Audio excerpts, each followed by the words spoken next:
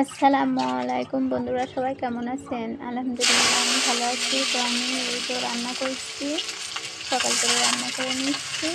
একটু পরে মাঠে যাবো, তো তাই ভাত রান্না করছি, আলু ভাজি এবং মুরগির ঝোল।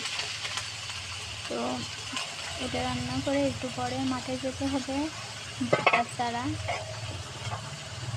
রোপণ করবো আজকে। তো আমরা ফাইনালি মাঠে চলে আসলাম। এসে দেখেন ভুট্টার দানা 1 বিঘিত অন্তর পুঁতে দিচ্ছি। এগুলো বড় হয়ে ভুট্টা হবে, চারা থেকে গাছ হয়ে তারপর